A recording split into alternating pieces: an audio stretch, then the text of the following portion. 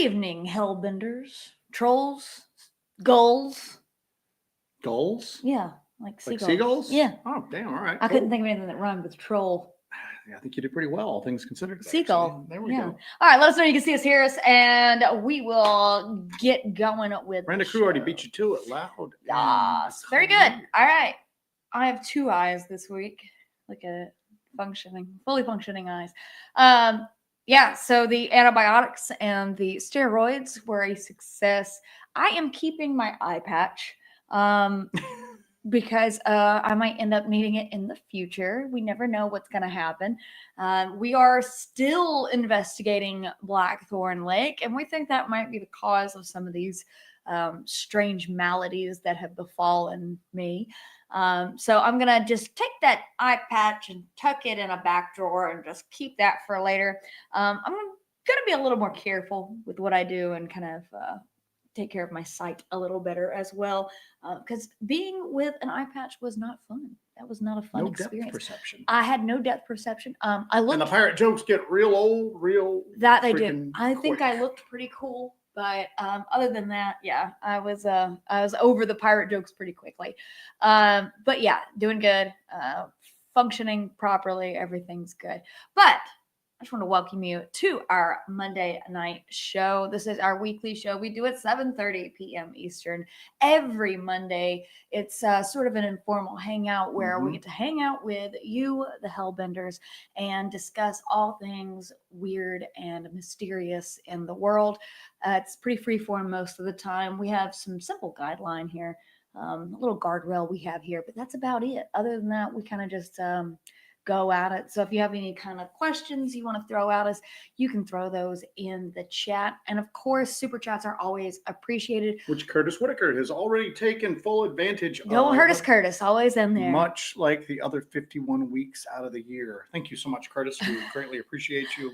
Your super chats, memberships, everything go towards supporting this project. It goes towards equipment. It goes towards us going medical out to these bills locations. For investigation-related injuries and maladies. But everything goes into supporting this project. I'm so dumb. I'm so busy with this. I'm busy with all this. And Joe, I told Joe today that I've picked up a 3rd gig. Yes, indeed. So Jesse has picked up a 3rd gig. So thank you, Oak. We appreciate it. But everything with this project, everything here goes towards the project. And that's how we are able to press forward with this crazy endeavor that is Hellbent Holler and searching for all these mysteries. Yeah. Thank you, Surviving the Strange. It's my birthday. Doing a great job. Jesse did, for those of you that are friends with us on Facebook, Jesse had done a birthday post for me. And what did you call me? Good job doer? Good job doer. Good job doer. So anyway, doer of the good job. Doer of good job. So yeah. Yep. Joe's birthday was yesterday. He's still a young man. Still a young man. Still spry. Still out there. Still out there kicking down doors and busting through the brush. So thank you for all the birthday wishes for Mr. Joe. Yeah, I was kind of shocked. She had put a thing on. We went out Saturday just to do some equipment testing, actually. Yes. Because we're trying to come up with a lighter camera system than what we normally carry. You guys see the camera system that I usually have, which is great. I've got everything at hand. I've got like a backup audio system. I can run like dual audio, up close audio, a shotgun mic that picks up further away audio. But so we were out testing something lighter because we realized we were in the Uwaris that you can't do that in all instances. Like those ultralight hikers, MK and everybody just smoked us out there. We definitely learned a lesson in that excursion out to the Uwaris. Not only are the ultralight hikers just smoking us, because we're going out there, we have literally smoking us. But we're going out there and we have backpacks full of heavy equipment, carrying cameras, carrying all this stuff, and they're flying. I mean, they are absolutely flying. So we had to kind of figure out, okay, we need to adapt for this because we are going back to the Uwaris. We're not beaten yet by the Uwaris quite yet. And then we were caught in a just out of nowhere downpour, which has happened to us before, but this was just ridiculous. There was no rain in the forecast for that night at all. We were going out to do a night investigation around an area where we had received a report out there. And we get out there, we've got all of our equipment, we're going down, we're in the woods, and then all of a sudden, all hell just breaks loose in terms of torrential rain. And we had to quickly, basically, there's no tree cover either where we were. So we had to bend over, make our bodies into tables to conceal our equipment from the rain and all the water, and try to get it dried off, put into sandwich bags, and then packed away. So we have adjusted our loadout for that as well. During we had like an R&D kind of expedition this week. So we figured that out. I think we knocked the kinks out of that. So I think we're ready to barrel through that. And I got to carry a new backpack this week. So anyway, thank you, Tanya. Thank you, Miranda. Sorry, I was babbling about stuff. That's all right. And then thank you, Kenny. We appreciate that. So, but we ended up running into some weird stuff that we're going to kind of discuss tonight as well. So we were out a lot later than what we anticipated being out for. So I was asleep during most of the birthday well wishes that rolled my way, but they meant a great deal. Thank you so much. It was kind of, I was taken aback a bit. So by the sheer volume of those. So I'm going through here. Tiger Ninja was in the people are doing the action figure AI thing that is amusing some and irritating the hell out of others. It's making some people so dang mad. I love watching people melt down, like, just like the direwolf stuff. Some people just went, "Oh, this is really neat," and then everybody else had to turn to like comic book store guy off The Simpsons and start correcting everybody. Are you suggesting that people on the internet are contrarians? But anyway, somebody did one of me. I don't know if I mentioned it, but Kaiju Ninja did one of me that had a little action thing and had like a pistol, a camera, a flashlight, all this. But then there at the bottom there was a jar clearly labeled Gorilla Pee, and the AI even spelled it right. You know what I'm saying? So, which was pretty impressive. So that's when you know the technology has really gotten away from us. That it's putting in the Gorilla Pee and spelling it actually right. spelling it right. So shout out, speaking of Gorilla Pee, shout out to Shaban. Shaban went to the zoo. She sent me a message. She went to the zoo and actually confronted some zookeepers demanding Gorilla Pee. Yep, didn't work. Not a successful journey, but I appreciate A for effort. I said you are a mad woman. A for 8P. Yeah, A for the 8P. We're gonna get our hands on some Gorilla Pee one day. The conversations that I've had with biolab suppliers that like you can source different primate urine from. As soon as they find out that I'm not trying to use it for like actual laboratory testing and I'm not from an accredited lab, that conversation just shuts down. Do you tell them that you're not using it for like, goofy stuff either? Yeah, exactly. They're just, I don't know. I need to set up like a fake university or something like that. And then people do it all the time. They get doctorates from fake universities all the time. Just go for it. So I might Who's to stop you? The internet? Who's to stop? So yeah, we ought to have like a don't ask, don't tell situation when it comes to Gorilla Pee. Don't ask, don't tell. So yeah. There you go. No questions asked. All right. Is it a crime to solicit for Gorilla Pee? No, but I think that there might be some Endangered Species Act problem. Endangered Species Act problem, and then probably there's no real excusable reason for it, you know what I'm saying? Other than you want to try to lure in a large primate in the woods, or you want to do like legit medical research with it. I'm a man of science. So anyway, let's see what all we got in the chat today. So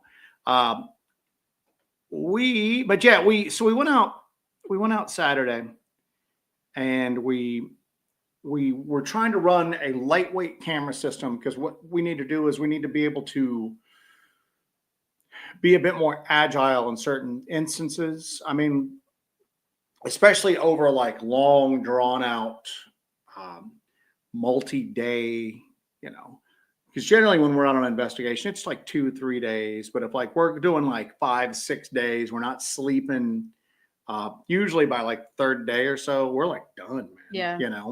And we can still do it. We're just not moving that fast. So we were trying to work on something that would be lighter, more agile, but still functional. We're not going to have night vision capabilities like a night vision camera, but we will. So in certain areas, we won't be able to use it, but we were just out messing with that. And we were in the Blackthorn area. Went out there. We just planned on being out there for a few hours during the daytime and then coming back in, having like a birthday dinner, getting to work. And then we had like a ton of yard work we had to do on like Sunday. So all the rain we've been getting, the grass was like knee high.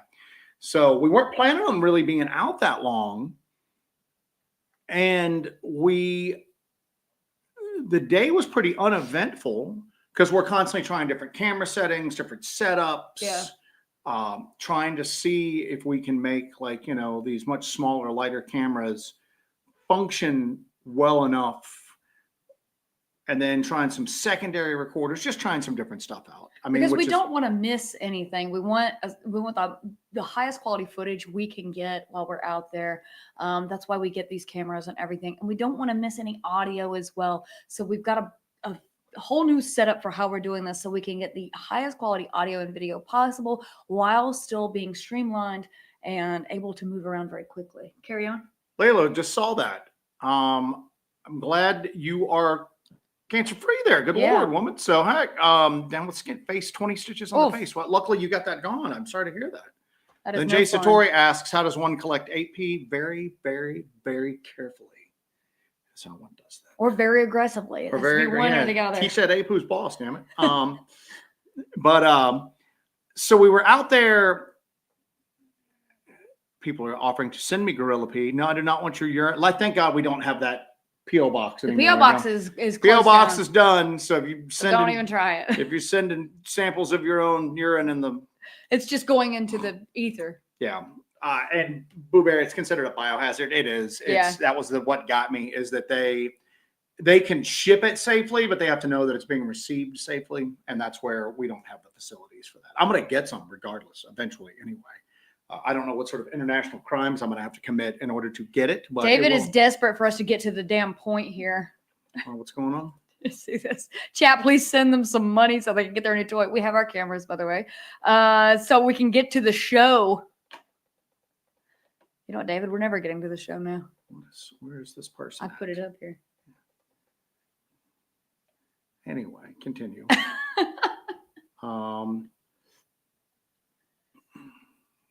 Don't know if I like that, David. I'm trying to decide if I'm going to ban you or not. But anyway, we'll get to it in a second. So we're out trying this new camera system up and just swapping stuff around, doing everything like that. Just kind of out having like a pretty relaxing, like peaceful day. And we came across like the weirdest thing, like out in the woods. We came across this, what looks like a tower, like a small radio tower. And we're like walking around it, and the trees are much taller than this. So whatever we know what it was now, but we're looking at it going, all right, it must have been here for like a while. And so it had a cable coming off of it. Yeah, it had a cable coming off it. We followed the cable to a metal. It looks like a sign laying flat on its back. It's what we thought it was. And it's insanely rusted. You can barely make out what's on it, but it's got yellow lettering that is quite weathered, quite weathered on top of it. So we're getting all the leaves off of it, and you just feel like it's an episode of Lost. You discovered something amazing, getting all the leaves off of it. Oh my God, what is this, Joe? It's a earthquake monitoring station from, I don't know, like the 1970s or something like that, 1980s maybe, I don't know. But the sign, what we thought was a sign, was a lid going into a freaking tunnel. And it's like chained, and I'm going, all right, we can't mess with this. It's obviously not operational anymore, I wouldn't think. But we're just looking at it going, there's no real seismograph, like there's no like real there's no seismic activity. There's no seismic activity there. And I'm going, but I don't know enough about these things to know that maybe they just have them up randomly everywhere, even in areas with no seismic activity. And I don't know if it's like some sort of geophone, like a seismograph, what it is, but it was just very weird coming across. Of course, we're filming it. You know what I'm saying? As soon as we kind of realized what it was, we're about 90% positive it's defunct, that it's not working anymore. Because the cover was insanely old, But But you never know. It did look like a bunker, but anyway, an entrance to a bunker. It looks like an entrance going down to this tunnel, but we weren't 100% positive it was no longer working, so we left it alone and exited that immediate area. Weird factoid here is I open it up, so I'm lifting the lid and it's chained. It's got a chain and a lock on it and everything. And I get it up a little bit. I can see down inside, and it's sort of like a tunnel entrance. You can see down below. It goes deep in there. Couldn't tell how far because there was the putrid scent of excrement coming out of there. Yeah, it was very weird. Which was very weird. And here's the deal. We don't even know enough about it to know. Kaiju said it sounds like the seismic sign could be a cover. Well, it was covering. It wasn't a sign. It was actually a lid. And there was no screaming coming from the hole. But if it's a cover for something else, I don't know. We don't know. Because again, if it's, I'm looking at it going, there's no way that this is still transmitting because the trees are so much taller than the actual tower was. But I don't know a lot about earthquake monitoring stations. So we just kind of dipped and left it alone and said, it's interesting. And we're going to try to do some research on our end. But that's where everything started to kind of get lightweight camera. Happy birthday, Joe. Thanks, Alan. We already have the lightweight camera. We're just experimenting with it right now. So, and thank you for that, Bettina. Thank you so much. Thank you, Bettina. So we're greatly appreciative. You guys are awesome. So, thank you. But we, that's very, very generous of you, Bettina. Thank you. MK also says, also here, MK also says there is defense purposes for seismographs. Yeah, I know that they used to have them set up where like there were basically any sort of like detonations on like continental US it would do, and that might be it. It had a very Cold War kind of feel to it, to be honest with you. And there was a number on there to contact and everything like that. That was partially legible, but that's what kind of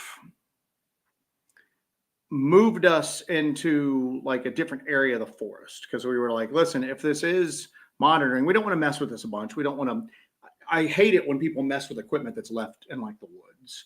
Yeah. I saw on like a Reddit one time, because I'm not really on a bunch of like Bigfoot groups, but I am involved in stuff that helps us with our research, like bioacousticians, everything like that. And there was one guy posting in like a field recording forum asking like, what is this? And he had pictures of him like messing with something. So you basically first person photos of his hand messing with stuff, and it really expensive ultrasonic recording setup. Very like, sensitive, expensive equipment. Meant to like monitor bats. Mm-hmm. And this jackball's just like pulling on it, doing everything like that. Trying to take it apart. And everybody's going, well, that's not calibrated anymore, so it's useless. Way to go, buddy. So I hate that. So we didn't really mess with it at all. We immediately just went, all right, that's what this is. Now we need to get out. So, so we shot on out of that area and got out, got a drink of water, a couple bites of something to eat. And we hear like voices coming from like a creek bottom. But it's a deep, weird, very, wow. And just, we're looking at each other going, what the heck? What is that? And so we're like, all right, it's down to this cut. It's down this little like ravine, it's like a creek bottom down through there. And like, we're going to hike down into this and see what it is. So we start hiking down, and something, and I talked about this in the Discord, something threw a small like rock or piece of wood or something. Perhaps an acorn shell. Yeah, it was a full acorn. If it was, a damn thing had weight, but it popped me in the face right beneath my left eye and hit hard enough that it left like a red mark. If I hadn't like kind of like been moving a little bit, it probably would have popped me right in the freaking eyeball. Kaiju Ninja in 1985 says, did you get that on audio? So we were running the cameras while that happened. We haven't reviewed it yet because we got home so late. But we were running both the exterior audio and 2 cameras at that point. So we might have gotten it on one of those things. So, and as soon as this thing hit Joe in the eye, I had one of the cameras. I got it on him. He had a red spot here. So I got it hit. I like I said, and it just came out of, I'm wearing a baseball hat, so nothing fell from above, and my head was kind of down. And then I kind of like went back a little bit, but nothing came from above. It came like just, so I got ticked off. I gave her the camera and I'm like looking around, but and there's trees. We're in a forest, obviously, but it's not very dense in this particular area. And I couldn't find anywhere where it could have come from. And there's Okie asked what hit me. I don't know. It could have been like a big acorn, a small rock, a pretty dense piece of wood, something like that. It hit you with some force. It hit me with a lot of force, man. And I'm looking at it going, something just like whiz, and it didn't have a ton of. I mean, it's like a piece of gravel almost. That kind of like, I mean, it hurt. I heard it as well as like feeling it. But something beamed it right off my face like that before. And we've had stuff get tossed at us. You could have been the one with the eye patch this week. Yeah, no, if I hadn't like bought my head back a little bit at that point. But it was really, it pissed me off there like quite a bit. I mean, I got really upset about it because at this point we had just been kind of hanging out. Yeah, we were kind of moving down to where we'd heard some vocalizations at.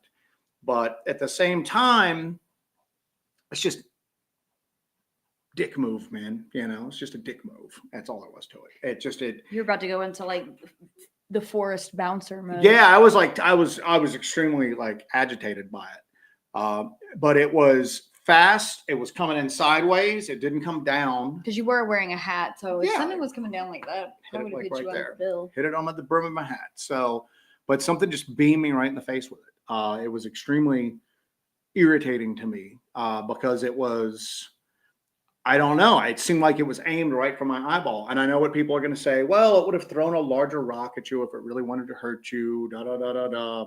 I don't know that. I just know that it almost hit me in the left eye, and it was irritating and slightly painful. So Gorgonax says y'all need to wear eye pro in the field. not ready to start at this point, man. Yeah, so. we probably should. I remember that Halloween we were in the LBL. We were doing live streams, and yeah, it was a members live stream, wasn't it?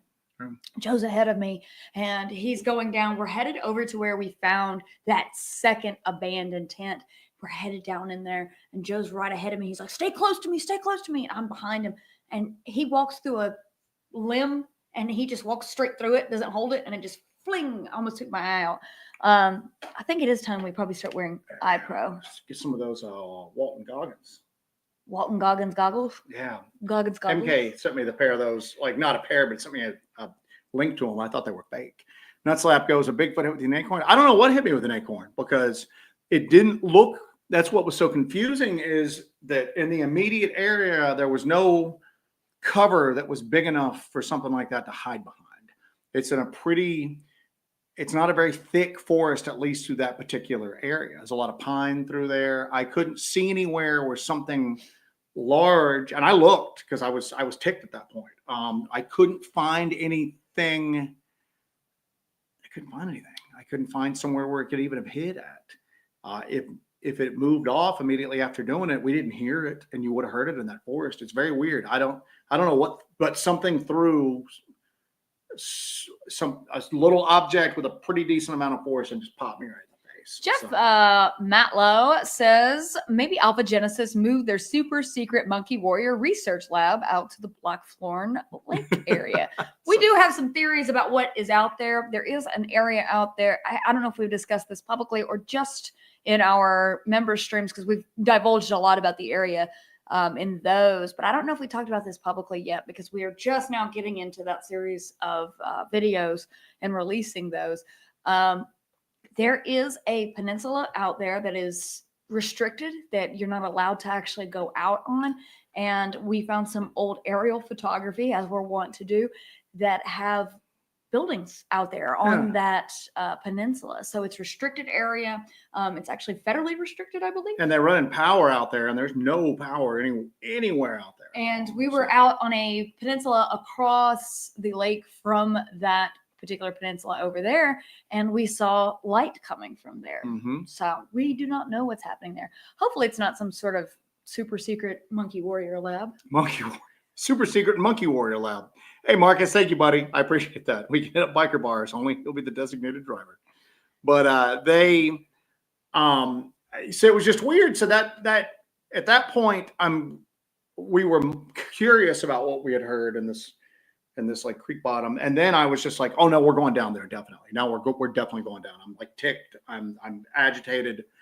So we go down into this like creek bottom, And in this area, we're constantly finding, for those of you that aren't familiar with it, we're constantly finding artifacts from when that area was inhabited. And just like the LBL, a lot of these homes and plantations or whatnot, they didn't have garbage pickup. So they had like garbage heap, midden heaps. They would just, an area that they would dig out a little bit, throw their garbage in there. When it got full, they'd cover it up. They move on to the next little patch of ground. Something or someone out there is digging these out and then doing stuff with them to, like, I don't know if you want to say decorate the environment, booby trap the environment. Some of them, they're older, very ornate bottles that have been put in the trees almost like decorations. But other times, weird, far-flung areas. Yeah, the other time, I will get to this in a second. They do not have apps on your phone that can record infrasound. We have an infrasound detector. Commercially available audio things are designed for people to hear stuff. I don't know of any sort of sensors in a cell phone that would be able to detect sound waves under 20 hertz. But we have an infrasound detector that we had specially built that can do that. But I would watch out for any phone app promising that, because I can't off the top of my head think about how that would be possible to do. Also, watch out for phone apps when it comes to paranormal investigating. Yeah. It's a lot of it is snake oil. Yeah. So something is taking bottles and kind of decorating the environment. It's taking bits of metal and twisting them sometimes almost into like letters, sometimes like, some sort of glyphs or whatever, and then laying them out. It's very bizarre. Other times it's taking sizable bottles and jars and breaking them and then putting them up in tree branches. So we've really got to watch out walking through there as the weather gets warmer and the visibility decreases in some of these areas, because you might go to move a branch out of your way and slice yourself pretty bad. We found some of the barbed wire has been like ripped off and then like relocated on the ground in like these weird loops and stuff like that, almost like it's to tangle you up when you're walking. Very weird, very, very weird. But I do see, and I haven't gotten to that part of the chat yet. I'm still trying to go through some of this. There might be somebody who might bring up the possibility that, are we dealing with some sort of element of feral people out there? Well, here's the deal. It could be booby trapping the area. Well, but the thing is that we keep finding these extremely large rocks that have been moved as well. Mm-hmm. Sometimes just a few feet, sometimes several feet. And you can see where we found, you could see where the rock had been pulled out of the ground. And then you could find a depression in the grass and the soil where it had been set there for a while. And it made a depression, and then it was moved a few feet away to like another location. And I'm looking at it going, you need like a few people to lift this up. That's when I started talking about like, do we have like power lifters out here that just like to stack stuff, and they're just going around the woods for like, ever, like just stacking all of these like big rocks, and then it's very weird. So, also, some of the bottles that we found in these trees are well above the height where even the tallest man in cryptozoology could put them into comfortably the tree. do. So and unless somebody's hauling a ladder out there, like a 10-foot ladder to do that with. So just some weird. It's just there's some peculiarities to some of these things that we're finding. It's very peculiar. Thank you, Robin. Thank you so much. Thank you, Robin. But so we pay a lot of attention to the environment now through there. Not that we always don't, but now at this point we're very keyed in to seeing something man-made or triangular pieces of quartz, which we keep finding. We keep finding busted pieces of quartz that are in a triangle shape, and we've even found some that have been turned into like a pyramid, which is like very difficult to do. We found a couple of those, and you'll be seeing some of those in the upcoming videos. We were also finding old like leaded glass panes that had been broken off into perfect triangular shapes. And we even found some flat rocks with some busted like quartz and like old terracotta roofing and stuff like that. And I'm going, this is where who or whatever is making these triangles has these like little workstations where they're napping these rocks and this glass into these triangular shapes. Very weird. We found those pretty far spread out. We found 2 of them, but we went down into this area, and we're looking around, and we see this extremely brilliant white piece of quartz. I mean, it just stood out at you like you wouldn't believe. You know what I'm saying? Very eye catching. From a good distance away. Oh yeah, but as we were coming in, we couldn't see it as we were coming in because it was on the other side of a tree, if that makes sense. So we didn't see it until we got past it, and then we were like looking behind and saw it. And I'm looking at it and I'm going, well, that doesn't look triangular, but it's been placed. You can obviously tell it's been placed. So we walk over to it, and is crazy it's on top of the grass. And at first I was like, oh, well, some of the grass is brown. It's been here for a while. And then I realized, oh, this grass is brown too. Not all the grass is alive through here. This just got placed. It hasn't had time to like mash the grass down. Somebody or something just placed this quartz here not too long ago. And the quartz was completely clean. Very clean, very white, very brilliant. It was just crazy. And we realized then that it's on top of a feral hog skull. Yes. The top part of the skull, top jaw, the eyes, top of the head. The skull is upside down, and it is just the top portion of this feral hog skull. But the skull itself is upside down, and this rock is right here. So very bizarre. And I'm looking at it and I'm going, something just placed this here. Did something just place this here to bring us over so that we find the skull? As sort of a marker, like as a flag. As a flag, bust just up the something flag. right there that would stand out in the environment, catch our attention, and cause us to go over there. Because as soon as we go there, right there is that skull. What's interesting enough too is when we find these little clues in these weird things, especially in the Blackthorn area, it seems like we find something and that leads us to something else, and that leads us to something else, and that leads us to something else. This is not an exception to that. So we find the skull, and of course, she takes it. And I'm looking at it and I'm going, all right, I was like, what is this? I'm going to follow. I'm not building a narrative. I'm following the clues that are laid in front of me here. We hear vocalizations. I get hit in the eye. We come down here. Something has just placed this quartz here on the other side of the tree over a skull. Very recently. And I'm going to assume that they chose an extremely, when I can't even tell you, I mean, you'll see it on camera. I mean, you see quartz, we find it all the time. This is like bone white. This is extremely white. Yeah. Now the skull had been there for like a little bit. It was a bit weathered. Yeah. So, and it had some debris on top of it and everything. And I'm going, so did something want us to walk over here and find the skull? What does that mean? Because sometimes we're finding this stuff in the trees out there, and I don't know what it means. I'm looking at it going, there's some sort of symbolism here. It means something. I just don't know what it means. And people always chime in with like, oh, it means this, oh, it means this. It might, I don't know. I'm just telling you that there's a pattern to it, that we don't understand what this pattern means. So I'm looking at this going, okay, normally a skull in most cultures is a warning. Stay away, stay out, death, whatever. I said, but if something's out here watching us, they know that Jesse picks that friggin' forest clean of bones, weird rocks, everything like that. I did take a deer skull out of there a couple months ago from that particular area. That was an area where I had a very weird incident happen where a phrase came into my head, like a voice came into my head, and I heard, come here much? Come here much? That was that exact area where that occurred. So couple quick things here, quick way the sploot ambush zone. It was very weird. And I even mentioned on the Discord, I was like, it was like being in a kill box. We're in this like creek bottom. We came down a steep side. The other side's extremely steep.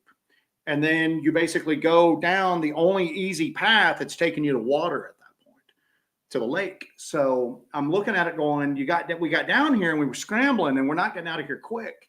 So I'm looking at it going, I don't know what this means. Is this a gift? Is this a warning? Obviously, we were brought here to find the skull. We were brought to that spot to find the skull. Why not get the skull out? Why not have the skull up like on the tree? Like Jesse said, it was pretty weathered. But still, why not have the rock there and then the skull kind of like lifted up and put there? And then I'm going, unless this just happened.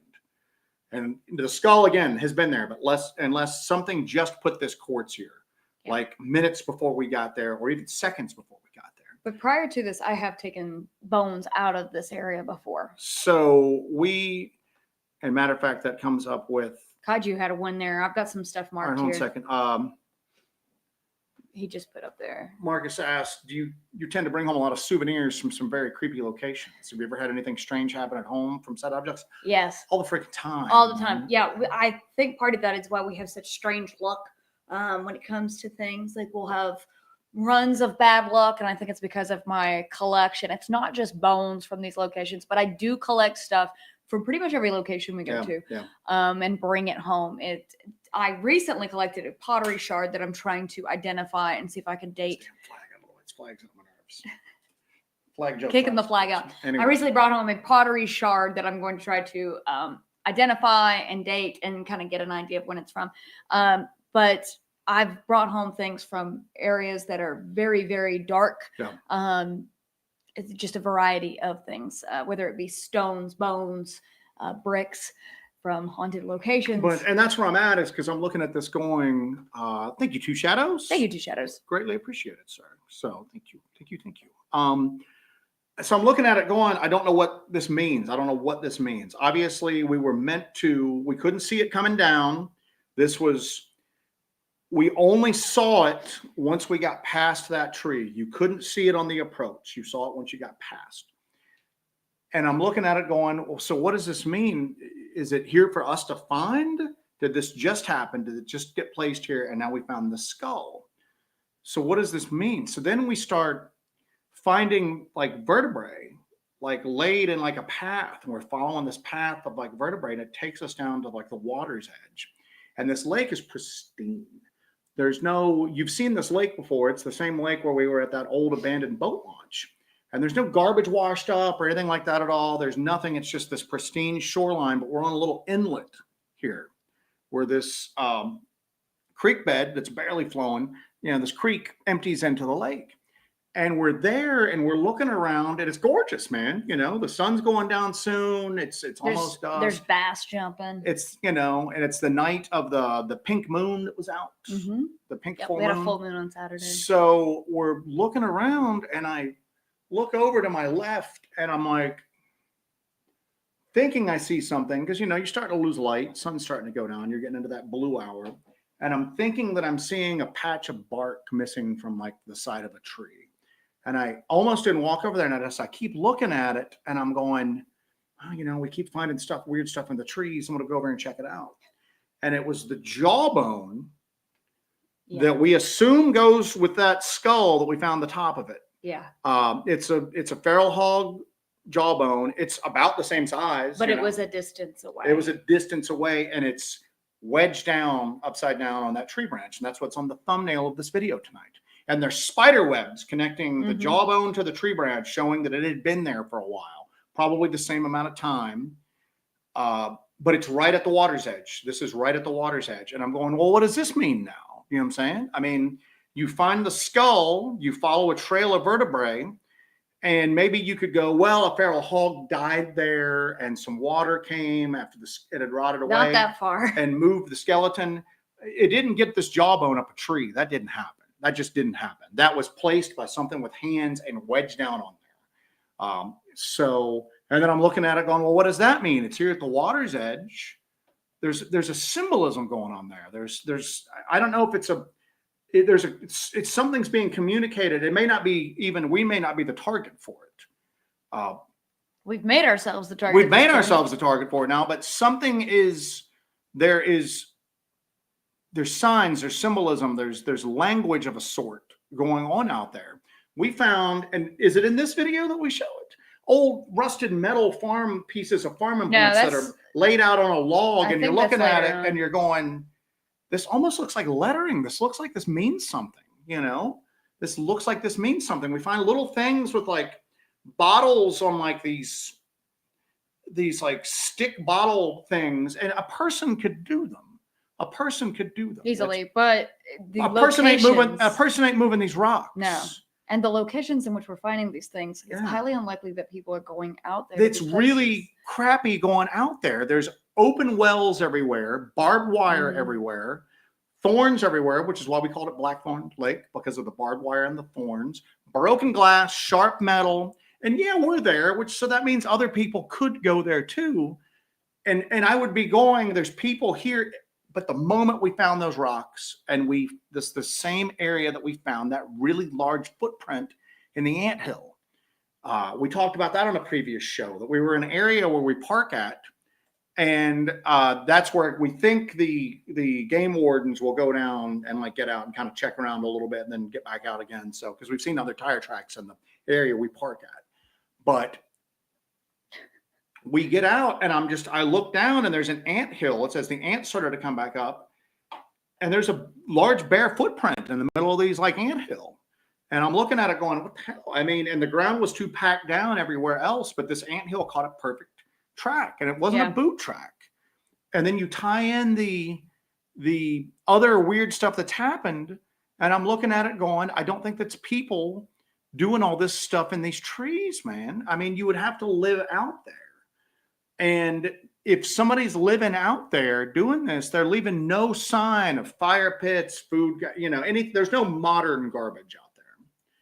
So everybody goes to like feral people, and I go, well, then basically these are large feral people with very large feet and very, very immense strength. So William in my Kennedy. mind, that's a Sasquatch, whatever you want to call it at this point. William Kennedy and people. And people. So I've got some things marked here. We're gonna run through some of but this. anyway, so or not. I just want to finish this. Go ahead. And then so we don't know what it means. We don't know what it means at this point. We found like I mentioned earlier, this very perfect triangular piece of glass that if you gave me 100 window panes, and it's old, thick, like Jessie looked at it and she's better at that stuff than I am. She thinks that it's maybe from the original plantation home that was there, like a very old, it's leaded glass, right? Like, so, but if you gave me like 100 things of it and all the tools I asked for, and you went, bust me out a perfect triangle, I'd never do it. I'd never be able to do it. But something out there is really good at shaping rocks and stone and glass into these triangle shapes. We were finding, it looks like old barrel banding that they would use for barrels. Something had straightened it out and then twisted it into these spirals. And I'm even looking at it going, maybe that's how it's stored. That's maybe how they shipped it. I don't know. And then we're looking at it going, no, this has been bent into this spiral pattern out here. And it's old, sharp, rusted metal bands. I mean, I had gloves on and I didn't really want to mess with it that much, It's really easy to get injured out there. And we think one of the other weird things that we found is, we've always mentioned, it looks like there was an attempt to kind of put outdoor recreation there. Okay, we think that there was an area that they were going to turn into a campground because we found some old power junction boxes. We know they built that boat launch because we found it, you know what I'm saying? And it was never used. That couldn't have been cheap to do. But we keep going. Why didn't they pull down the barbed wire? Why didn't they cap these wells? And we found this week, Jessie saw it and found it. It was a sign that looks like it had been on a tree before, saying beware open wells or something like that. Old. It was very old, decades old. But it was unnerving. Something had ripped it off and then like kind of wedged it down into like this broken stump type thing. She saw the corner of it poking up. And I went, I bet you those signs used to be all over the place here and something's taking them down, or somebody's taking them down, because we keep coming across like old wells. Some of those old wells are freaking terrifying. This is like the Viet Cong Bigfoot. It is. It's weird, man. It's weird. Some of the old wells in there are terrifying. And one of the areas, the one we found that open one that had the shoes down the bottom of it. And something's ripped barbed wire and made these coils of barbed wire and laid them around. And I'm going, is something trying to trip you so you fall down this freaking well? I mean, or trying to distract you so you're messing with this wire and you don't pay attention where you're going to. It's very weird, man. It's very weird. It's very threatening, and it's not a comfortable place to go into and be in. And then you added in the bones in the trees, broken glass in the trees. Some areas, like I said, it looks decorative. Other areas, it looks like somebody's booby trapping it. It's like it's a real dramatic message to stay out of this area. But you get in there and you explore, you don't find any like sign of like human habitation. You don't find somewhere where people have been staying at or eating or fires or anything like that at all. So it's very strange, man. So what all you got here? I got some stuff marked if you feel so inclined. How's your ninja? I don't gift. I don't gift because it's like you're leaving offerings for these things. I think a lot of these like forces that are in the woods used to be worshipped. And they probably would like to be worshipped again, and I ain't the one to do it. So I don't gift at all. We take, we don't gift. We take. I do take. Jesse takes, but MK's got some really good wisdom from Sasquatch. I saw that. Could put that up. So we've got multiple. Okay, go ahead. We've got vandalized signs there for weak humans. He had another one on here too, didn't he? Yeah, I'm just going through some of them. Going. Place weird stuff around. It'll keep the searchers busy for hours. And it's weird because when we get on the trails of these bones or anything like that, that's when we start paying attention, going, all right, make sure this isn't leading us to like an open well. Make sure this isn't leading us that you're too busy looking for that. You don't, because I got tangled up in wire twice out there this weekend and we were paying attention. There was one area a few weeks ago that we were out there and we decided not to go back to that particular area for a while because we found an open well that was open and then went way down. And we're not interested in falling into something like that. So we're going to try to stick with the areas that we've kind of mapped up at this point and then kind of branch out as we go, especially with the brush and everything getting thicker. We're in spring now. So the leaves are on the trees, the undergrowth is coming in. And so now our visibility has been reduced even in the daytime significantly. So it's going to be difficult for us to go to new areas out here that we haven't mapped in Blackthorn already as part of a safety issue, because we could easily have something cover up a well and that would just be a disaster. So we've already had a couple instances where we're walking and then we go, excuse me. We go, Yeah, we choked to death. That's the other thing too, man, is the pollen has been so bad. We were both like choked up like repeatedly out there this weekend. It was just very rough to kind of, not a very pleasant outing. But it's, Cynthia had mentioned several trees with different colored bottles can be seen in the low country front yards. Maybe a clan of Bigfoot travel and implement what they've seen. Bottle trees are a thing through here, even through the upstate.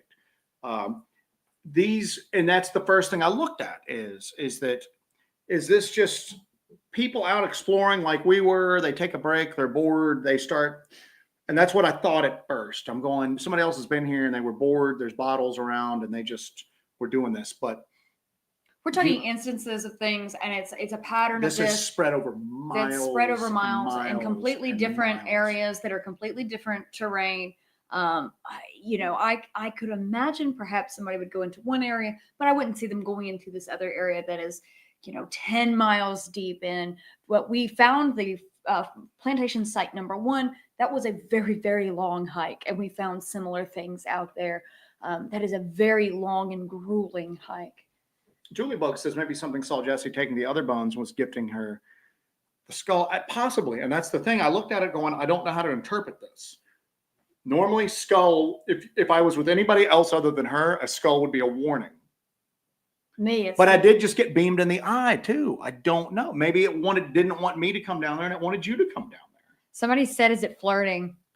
So it's because I was ticked. I mean, I'm gonna be honest with you. I was upset, and people are going, well, maybe it was like trying to warn you out of coming down there. And I'm like, well, wrong thing to do, because I'm definitely going down there right now. And now I'm like, and now I'm loaded for bear and I'm going to be throwing stuff back. But because it was very insulting.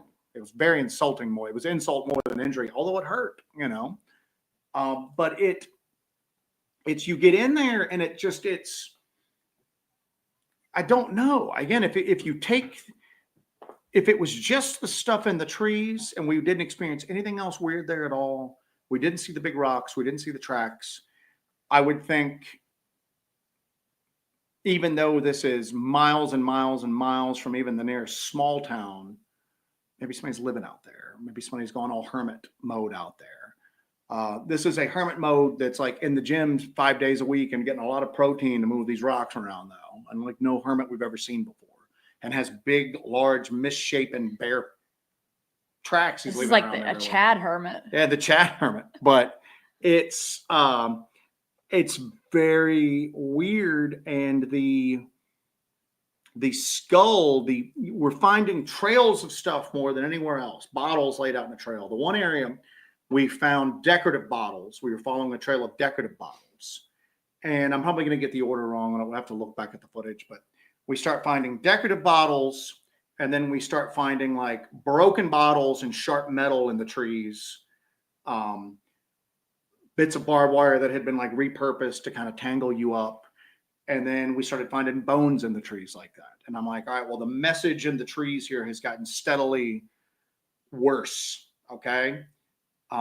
Basically, like it was I don't know. I'm looking at it with like a human interpretation. I'm trying to interpret it like because I'm a person, and I'm looking at it going, that's not working here. Okay. But you look at it and you go, okay, but if you want somebody to stay out, why start with the pretty glass bottles? That's going to attract people in. And then all of a sudden you turn it, unless it's trying to draw you in so you can purposely get hurt. And then maybe the bones are there. So in case you make it past there, it's going, all right, now you really need to stop. Yeah. I don't know, man, but it's I think we're too early on to start interpreting it to that degree. I don't know.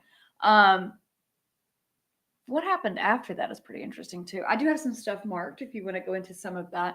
What happened after that is pretty interesting too. We were making our way out of there, and we came through an area we had actually passed through before a couple months ago. Oh. And we get to this area. We're making our way back up to the road, the old closed down road. That way we know how we can get out of there. That's our next kind of checkpoint where we know where we are. So we're making our way back up the creek. We're making our way up there. We hear an insane set of howls right as the sun goes down completely, and it's dark. It's absolutely dark. We got our new audio setup going, so I hope we got that. But we got multiple howls, one from one direction, one from another, and they were insane. Shortly after that, we continue up, headed towards the road, and there are literally hundreds of these antique bottles spread out in an area Everywhere. we had walked through just maybe a month prior, that we had walked through there, and there were a couple of bottles here and there, but this is a shocking number of There's bottles. hundreds. This is hundreds, and they're spread out all And across I'm the going, way. did like water? It was shocking. At first I'm like, all right, well, there was some flooding here, and this has hit an old garbage pit and brought it down in here, but I'm going, there's no other signs of flooding. None of these are muddy. There's no, like, you've been in forests before that have a sudden rush of water. You can tell from the way the forest stuff has been moved and bunched up, around the tree. There's no signs of flooding through there. And I'm looking at it going, if this was done by hand, how long did this take? I mean, because in that area we've spent some time in that area before. And it's an area where we have made mention of the bottles that are kind of everywhere. And now it's like, oh, you want to see bottles? Here's hundreds of these old, very decorative bottles that are through there. Now it's nighttime at that point. We've heard these howls. I've gotten hit with something in the face. So we were not. So I was like, we were not analyzing these bottles. I'm literally like, we need to get out of this area, because if one of us trips and falls into this, it's emergency room time if we make it out before we bleed out. It was visually just. I was honestly in shock, because it's completely dark out there. We're not even running our big camera setup. We've just got the small camera setup. I've got my flashlight. I'm taking us up. I'm taking us out of there. And I lift my flashlight enough, and I just see this just field of bottles. And we have been through this specific area before, and there they are, hundreds of them in all different colors, shapes, sizes. It was hundreds of them. It was just stunning to see. Like, it was shocking to see. Yeah, it was just weird. And I'm looking at it going, I can't think of a natural explanation as to how these are now all just here.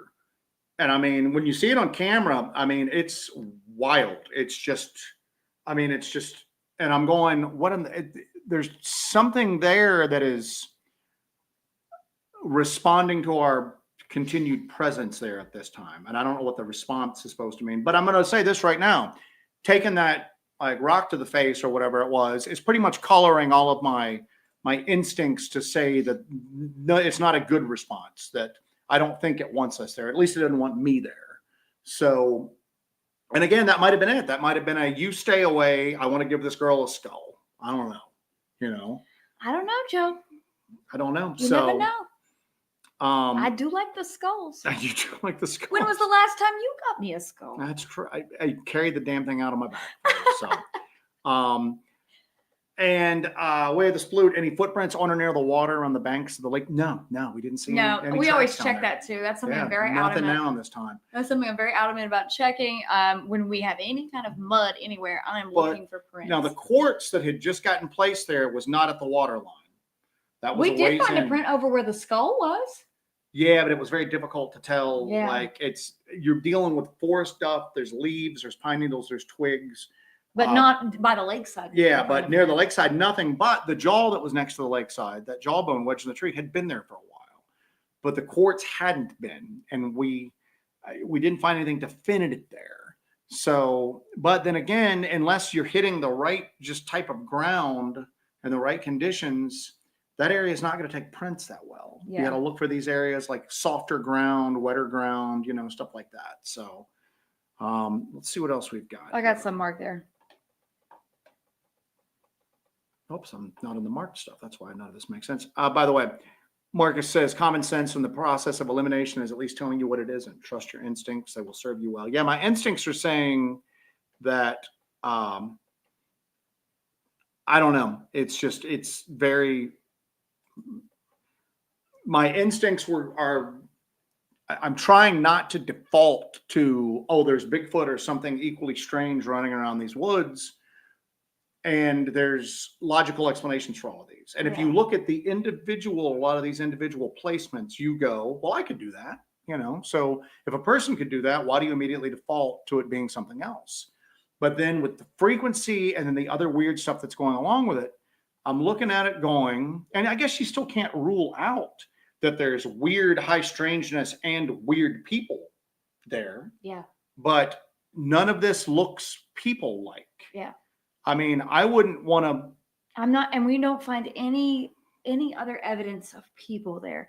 There's no other other side evidence that there are people there at all. Yeah. So, aren't bottle trees supposed to catch evil or lost spirits? Yeah, and these aren't technically bottle trees. Have a lot of bottles on them, and that's my other thing too. Is that I'm going, if you're going to do this, why not make a bottle tree? Why not have one small tree with a dozen bottles on it? But it's always like here, there, broken bottle, like the broken bottoms of jars that have been broken out and put up. Always with the triangular pieces too, which is very weird. And I'm looking at it going, I mean, I don't really know anything about napping rocks, taking one rock and shaping another piece of rock with it. And I'm sure the people are good at it, could do some of this stuff. But it's very time consuming. And then you're going to nap it in one place and then just travel all over this peninsula and decorate the trees with it and put it on the ground and then just, have these tracks of it lead. It's very weird no matter how you look at it at this point. Sam Burton says it sounds like Faye. But to be honest with you, when I got hit in the face with that thing, once I realized that there was no cover for something to hide behind, that's when I just went, all right, I'm dealing with something else here. And again, like a lot of these areas, there might be more than one thing going on out there. Yeah. Well, this has all the markers of window areas that we have found before and that we've investigated before. We always say it's the Hellbent Holler bingo card, but this place has all of those markers, those very same markers that you find at places like Skinwalker Ranch, that you find at the Land Between the Lakes. It's that same series of markers that are there. And it just seems that these are these commonalities between these, what we think could be window areas. Our buddy 40 in Tennessee. What's up, my man? You mentioned things in the woods that want to be worshipped. Have you guys found any areas in your region that have history going back to Native American ritual sites and so forth? This place has, they've found evidence of it prehistoric. Being a prehistoric ritual site. That's in the report that I have. And that's how they call it too. They don't call it Native American or settlement, pre-Columbian or anything like that at all. They call it prehistoric. Prehistoric. But that information is in the report that I've got. Where's the binder? The binder's in my office.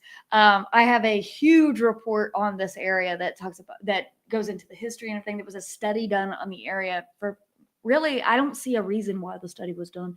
But there was a study done, a very thorough study done on the area, and I have that report. I got my hands on that report, and it's this thick. But there are sites where they have found evidence of prehistoric sites of cultural and religious significance. Yep. Is what it was. Okay. So take that as you will. Take it as you will, but it's and what's weird is that y'all are in for some, and it was crazy because we came across this when we wrapped up Laurel Creek, when we decided we weren't going to do anything with Laurel Creek anymore because it was the human element was getting too weird there. So we got another report from the area that we're now calling Blackthorn, and we went down and checked it out, and it's consumed us. Y'all are getting a ton of Blackthorn videos in a row because Blackthorn it keeps delivering, but it's baffling the crap out of me. A lot of times, even if we're wrong, we can kind of figure out a pattern in some of these places. Yeah. We can go, all right, this is what I think. North Georgia, a pattern was kind of coming out to me there. It was making sense. It wasn't a pattern that we were comfortable with, but we were starting to get a feel for it. Here, I don't freaking know. But I'm going to be honest with you, it doesn't, why, and I'm just going to call them booby traps because that's what they appear to be. And pulling down the signs for like open wells and everything like that, I didn't take the well sign. I left. Yeah, we did not. We actually tried to figure out where, and then we're like, all right, is there a well around here? Well, because that's got me very nervous. Because again, you have a lot of undergrowth coming in now. I don't want to fall into a well. You don't want to fall into a well. We've got some serious problems if that happens. And this place is just absolutely littered with them. Yeah. Robin, you're a member. Just put it up on the Discord, and that'll be the best way to get it. Our messages are just so bogged down. I always say, we're going to get caught up. We're not getting caught up. We're just not. Put it up in the Discord and tag us there for it. So our buddy Bigfoot Society, Bigfoot bottle service for Helmet Holler VIPs. What's weird is that they're always very decorative, or they're like, and these are the sort of bottles that, it's a different time back then, they're very decorative. And you don't really see bottles like this. Everything's utilitarian nowadays. And then you'll see the big ones in the trees, but those are the ones that have been broken and put up there because they present the most sharp edges at that point. It's very bizarre. Moondog, I do have a caveat here. Pre-paleo, no way, 60,000 years. It's the report that I have. The words it uses are prehistoric. Those are the words that they use. That's what the people who were doing the study said. Now, this report was done in the early 80s, so maybe this terminology has changed now, but that is what is in my report. Now, prehistoric usually means up to like before writing happens, like 5,000 years ago or something like that. So I'm just saying what terminology they use in this report that was done by archaeologists. So it was done by archaeologists, but it was also done in the early 80s. Maybe some terminology has changed. I'm just reiterating this is what is in the report. Yeah, it's from an anthropological standpoint, and these would be anthropologists out there along with archaeologists looking into this. If they were using the term prehistoric, and again, not pre-Columbian, not Native American, anything like that, I'm assuming that would mean 5,000 years before. You know what I'm saying? So some of the artifacts found are pottery shards, religious implements. Mm-hmm. So definitely pottery shards and religious implements was mentioned. Lisa McClendon, could the bottles have been in the trees when they were young and then grown? Ceremonial implements. Possibly, because we have found some that have been up there for a long time that the branches have began to grow through them. Others are recently placed up there. It's a mixture. We have found some that obviously have been there for years and some that look like they just got put up like that day. So whatever's been doing this out there, it's been going on for years and years and years and years at this point. So Jesus, this is a theory I didn't expect. Nathan from the Quantum Show, stranded alien. I'm telling you. I don't know, man. He's gone native. And I don't know what the triangles mean. I mean, in all of these areas we go to, we find different types of symbols. Some areas we found regular, like equidistant X's. Some of them we find them where they're like flattened out on two ends. The North Georgia area, we find X's in the square box, which apparently other people have found, and they associate that with Sasquatch. I'm not 100% positive that's Sasquatch. Other areas we find crosses in, but this area, it's man-made items have been shaped into triangles. And then the ones that are able to be shaped into spirals have been shaped into spirals. Yeah, we are finding spirals as well. So what the hell's that mean? I don't know. Yeah. And then some of them have been done into pyramids. And that's in this video, isn't it? Where we find that first kind of pyramid shaped one that's on that broken off stump. There's a little teaser at the end. Yeah, but it is the video following the one that I am releasing tomorrow, which Jesse, I haven't announced yet. Yeah, Jesse's going to do a video release tomorrow. The last video release we did was just kind of that really wasn't even going to be a video. That was us just scouting, and we filmed as we scouted. And then we were like, let's put it up for some content. Jessie puts her blood on the quartz, so maybe we should put this up. That maybe for becomes important. I don't know, but it's there's so much weird stuff going on out there. Yeah, man. so I will be real stuff that's maybe fey, as weird as that sounds. And Bonnie Bloom even said that some unseelie fey, and the unseelie court is the bad fey. There's really no good fae. You've got the fae that are just like, well, I don't care whether you live or die. But Faye Dunaway's pretty good. Faye Dunaway is pretty hot. So yeah. But there's the good fae, the Sealy fae, who are just like, I don't care whether you live or die. However, if your dying amuses me, well, then I'm all for it. And then there's the unseelie that are just bad. But here's the thing, though, is that down near the water's edge, the only thing I was worried about is there was only one way to get out of there. And that's where I said, like, we're in a kill box here right now. We can go up the sides, but we ain't going fast. And then there's water, and then there's the one way that we came in that we now have to go out. And that's what I wonder is if maybe that's when we were supposed to see the quartz, when we were actually headed back that direction. But, you know, we're nervous. We're looking over our shoulders a bunch, and that's why we found it coming in at that point. You can put that one in. So, Discord invite for channel members to Discord never worked. We're going to put up another one because we have some new folks that we want over there.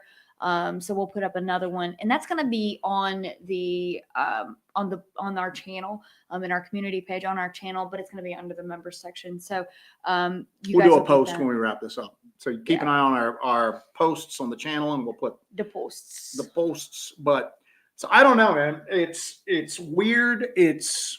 We did take both the skull and the jawbone. Full disclosure. We took them both. Matter of fact, I still need to get them out of my backpack, and now I need to rinse my backpack out. It's disgusting. But it's somehow that feral hog, the top of the head here, vertebrae evenly spaced leading down, jawbone wedged in the tree. Until I got to the point where the jawbone was wedged in the tree, I was willing to think that it had just died and the bones had been maybe kind of slowly been working their way downhill with just rain and, you know, water, stuff like that. But then as soon as I saw that, I just went, nope, something took that jaw, came down here, left a trail of bones, and then wedged that jawbone in the tree. And again, if that's not meant as a threat, then we have absolutely no commonalities with whatever it is out there at all, because I can't look at this and not go, this is threatening. This is threatening.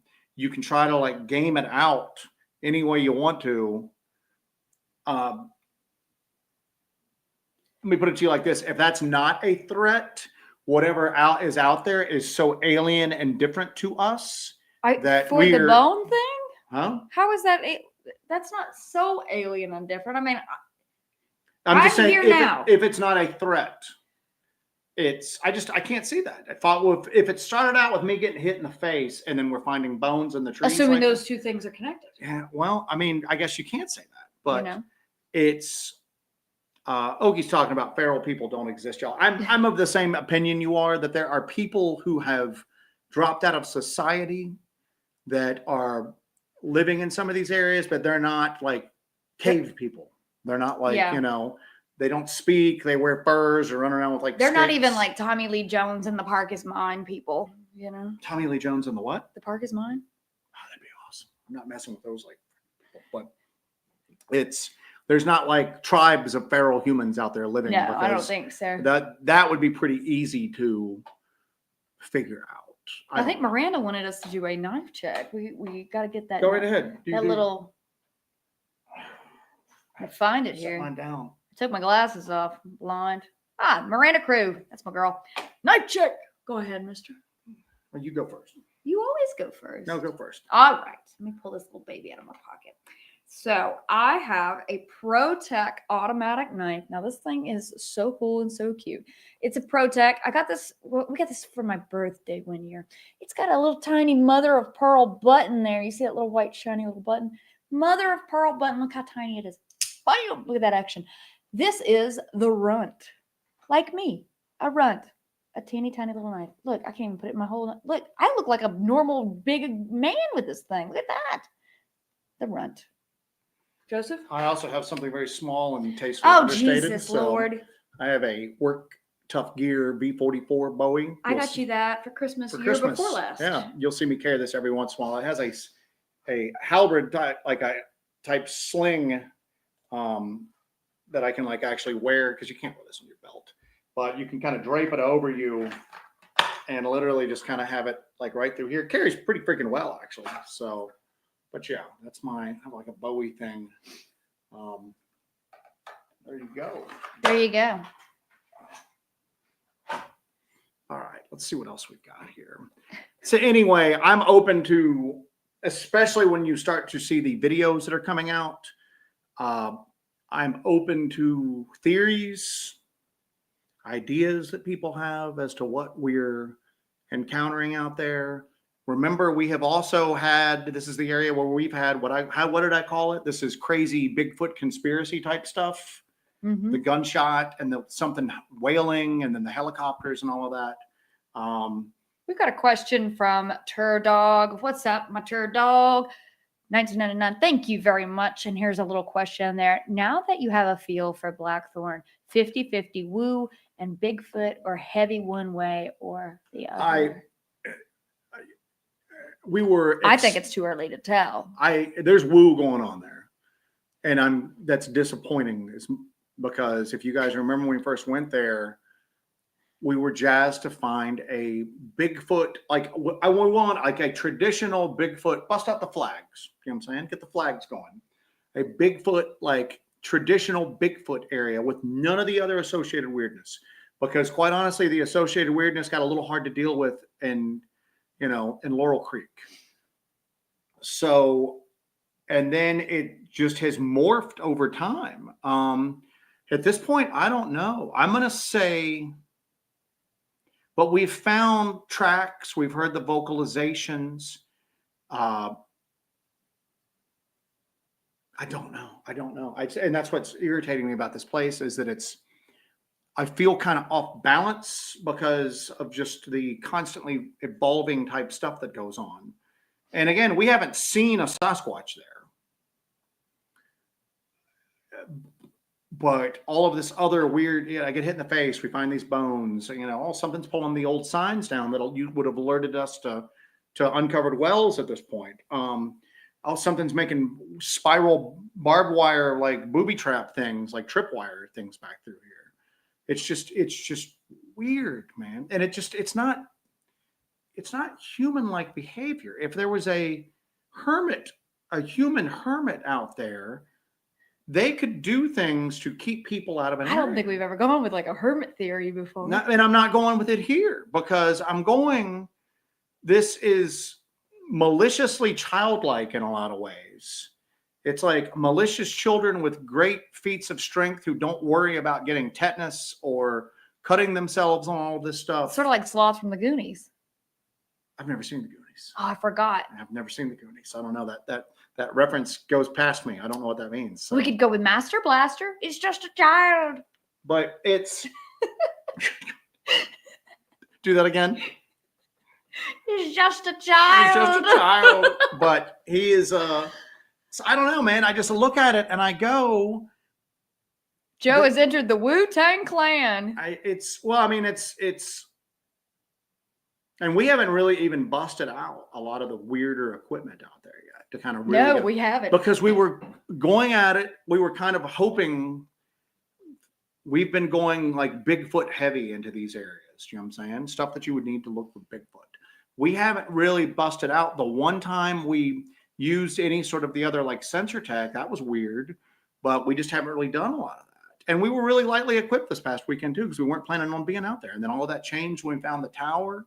And then when I got beamed in the face, and luckily we're filming the whole time. So we got all this filmed, we got all this filmed to share with everyone. But it's just, it's weird. And it's not,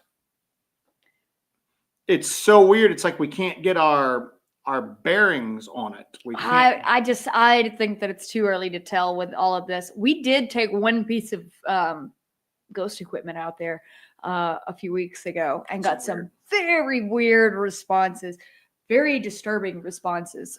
We were in that heavy vine area. And those vines are wisteria? They are. So all that's blooming now. So your visibility is like, it's shut down. We tried to follow some old like roads that are in there, and we don't know if these roads were remnants from when the area was populated. And when I say road, the ground's a little level and there's like a fewer trees in this, or they were made after the land was seized, but all of that's like overgrown at this point. I mean, you'd have to machete your way through, and you're talking about maybe moving a couple of feet every like 10 minutes. It's certain parts of this peninsula are basically next to impossible to reach on foot right now, until everything starts dying off. Yeah. You could do it. It's just that it's going to take you days to like get through some of these areas there, because did we share anything showing the wisteria vines? This looks like something out of like a freaking, I don't know, man. It's like haunted forest vibes, like times 10. There's a whole section of the woods that's choked out by these like arm thick vines that are like everywhere that now are blooming. And the blooms are gone now, I would say, because wisteria only blooms in this region. The wisteria is only going to bloom for about a week, tops 2. Yeah. And then especially that species of wisteria. So that's probably we got there like at the only time you're going to be able to see it. So my buddy Oki wants to know if I've left a recorder in the area. We've talked in the past that we're getting ready to launch a recording project where we're going to have recorders in different areas where we've experienced like weird activity. And then we're going to run these recorders long-term, source some people from the community to help us listen to the audio, and see if we can identify patterns as to if audio takes place when we're not there, when it takes place, and then look for patterns in the timing, and then see if there's any similarities between different areas. I finally, and I think I told you this on the Discord, okay, that I finally got, I had ordered some microphones and they took forever to get here from Great Britain. So I got those in this week. Our porch pirate hit me on some connection accessories that we'd ordered from Temu. So I've got I don't have as many recorders as I planned on having at this point, but we're going to put one out there. Yeah, we're going to get it going. We're going to put one out there and see where it goes to. But here's the other thing that we have not met. We've mentioned it in the past on some shows. It's undeniable at this point. Whenever you hear vocalizations, there's a plane going on. In this particular area, for sure. There's some small aircraft traffic. The whole southeast, as the population has expanded, small private aircraft are just everywhere nowadays. And the entire southeast is pretty much covered in small private airports as well. And they fly in these like uninhabited areas a lot of times, especially if they're training new pilots. So that way, if they go down, they don't go down. We need to see what airports are near that area. That way we know. I know where we live up in this area, there's like 4 airports around us. So but what we've noticed is that the vocalizations happen when there's airplanes right overhead. And it's one of two things. Either the sound of the airplanes are riling whatever is out there up, or they're using the cover of the sound of airplanes to choose that moment to vocalize. And we don't know what it is. But it's happened so often like that now at this point, it can't be, we'll hear crazy audio and I'm going, we're not going to get it over this plane. The plane's going to drown it out. You'll be able to hear it a little bit, but it's strategic. It's either strategically done or it's an instinctive response to it. I don't know which. So either the sound is upsetting them and they're vocalizing at that point. You'd think they'd be used to it by now. Exactly right. That's why I think that they're going and adapting. Plane overhead. Now we can like call out to the other ones a couple, adapting and using it as coverage. Yeah, a couple ridges over. But it's frustrating as all hell, man. It's frustrating as all get out. Frustrating as all get out. So that's going to be a prime area for an audio recorder. Yeah. to try to get out, to try to see what we can record at this point. So I am releasing a video tomorrow night. We will be doing a premiere for that. And we'll do a members live discussion to follow, of course. But the next video that is releasing tomorrow night is the next installment of the Blackthorn Lake series. The last video was the scouting mission. That was our first time really going out there and really digging into the area. I put my blood on the quartz. We found that print by the boat launch area, the closed down old boat launch area. And we started to get a feel for the area. We also checked out that cemetery. There's a lot of symbols in that cemetery that are very interesting. We will be making a return to that cemetery later on. But this video is just a continuation. It's our next trip out there where we do a night investigation, but we go and we explore a different area and find a lot of really cool and interesting things. We start to capture that audio in this episode that is going out tomorrow. So, and we were wondering if it was some sort of like natural wildlife, a bird or something like that. It sounds deep. It sounds big. Jesse ran it through the Merlin app to see if it would determine if it was like anything else. It sounds like something's hooting, like hoots and calls out there. It's bizarre.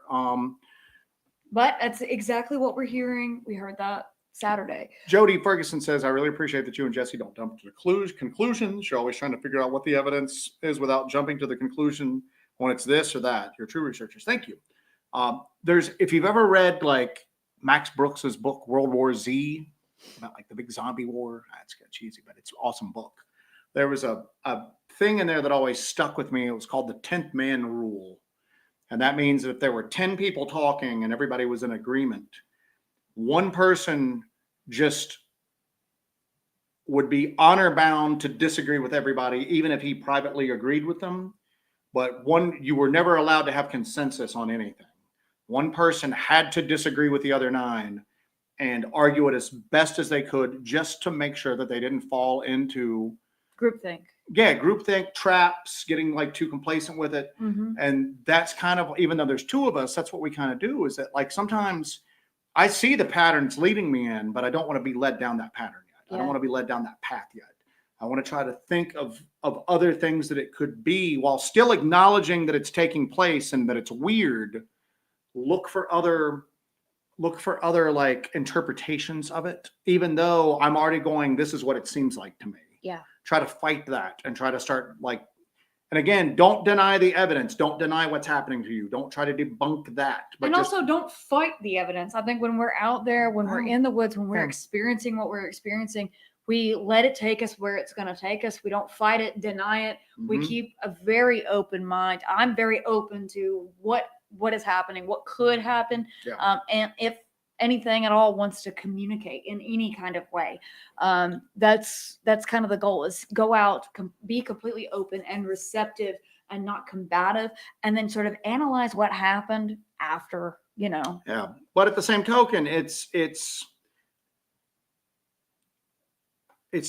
when I say unsettling, it's hard to get your bearings out there because it keeps throwing weird stuff at you. And I don't know.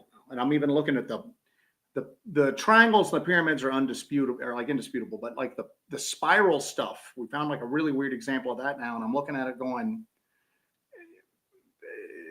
maybe there's something else going on with this because it's so freaking weird. It's just so weird, man. And we found like that one area where something was bending branches into circles. You know what I'm saying? Yeah. But these are spirals and pyramids and triangles. What's your time is a flat circle? You're dropping the freaking True Detective stuff. That's what weirds me out of that. What is this now? You ever watch the movie The Ritual? You definitely don't want to start gifting. Have we ever seen The Ritual? We have. We have seen The Ritual. Is that the one where they're hiking and the weird monster with the arms around its mouth? Yeah, one of the best creature designs I've ever seen. That's damn good creature design. Damn good creature design. All right, we're going to kind of try to catch up. I think so, yeah. On chat and get to the bottom, and then we're going to wrap it up, guys. We're going to eat. Here's a rando one. Matt C says, if you guys had to face off with one cryptid, which would it be?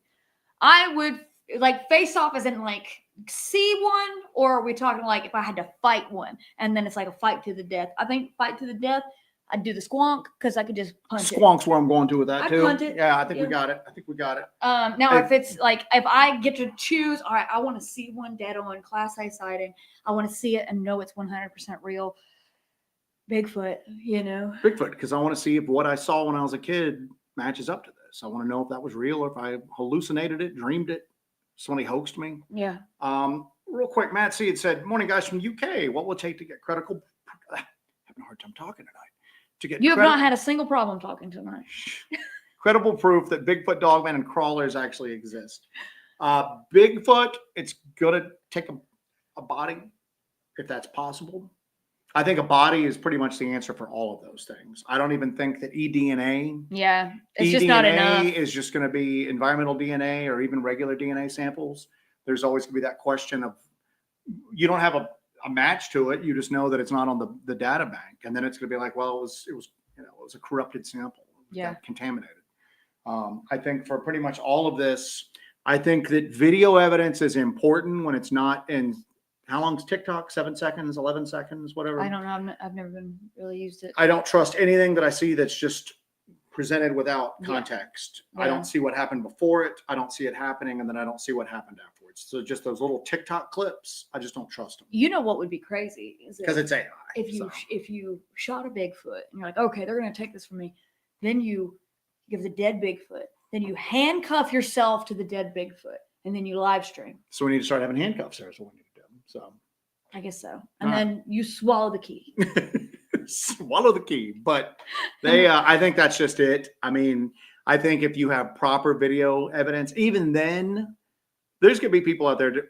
But here's the deal: there's going to be people out there that even if you had a body, that are going to deny it. They're just going to those hardcore debunker skeptic types that aren't just,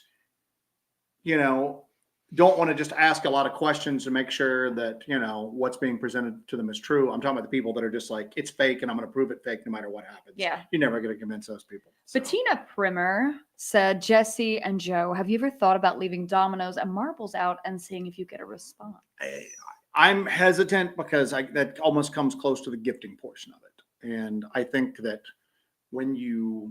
if you are dealing with something that is supernatural, because here's the deal. Other people have seen stuff there. We have not seen a Bigfoot there. Okay. And pretty much what was one of the ways that early ghost hunters could tell that there was a ghost in the house? They'd put flour down and they'd get phantom footprints, remember? Mm-hmm. So finding footprints in of itself, I want to think it's Bigfoot.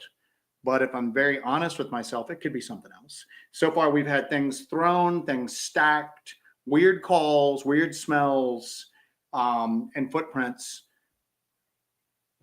Those have also been tied in with like poltergeist activity. So I don't know. And my reason for saying that is that a lot of times when you're dealing with this sort of stuff, that sort of attention can make it stronger. And I do want it to get stronger because we want to try to document it and everything like that. But it always comes back down to gifting is too close to offerings too close to worship. And that's just a weird thing to me. And then we're crossing over. Crossing over into ritual. I think a lot of these things were worshipped in the past by our ancestors. They thought they were spirits. They thought they were gods, whatever they were. And I'm sure they would like that again. And they ain't getting that. And maybe giving over that power to them as well. Yeah, and they ain't getting that from me. So.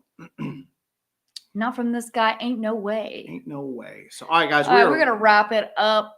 I'm going to actually put the link to our shop in here. We still got our shop going. We still have a few. We don't have a lot. We have a couple of the plain, regular trucker caps, the black ones left in the shop.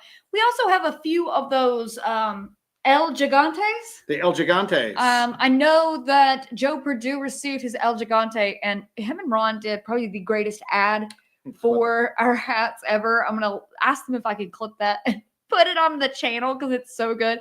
But we still have some stuff on there, and I've got some new stuff that I'm working on, some new concepts, some new stuff that I'm working on. So we'll roll that out soon. Remember, tomorrow we are having a premiere of the next episode, the latest episode from the Blackthorn Lake series. This area that we've been talking about all night. You'll get a better idea of what the area looks like and what we're finding out there. And it's just another chapter in this strange and sordid tale. So keep an eye out for that to go up. The premiere is going to be at 7:30 tomorrow. Sounds good. 7:30 tomorrow. And if you guys want to join us in the chat for that, it's always a good time. It's always a blast. And we will, of course, have an after show to follow. I want to end on this note. End it. William Kennedy, our boy. Biolab engineered gene therapy applied to giant winter Congolese spiders to be released this summer in remote wooded areas as test species. And I would like you to now end this live stream. Good night, everyone. Good luck, everyone. Take care of yourselves and take care of each other. Be ready for the spider war that is soon to be above us. And William, you've got to tell me where you got this information at. Good night. Au revoir.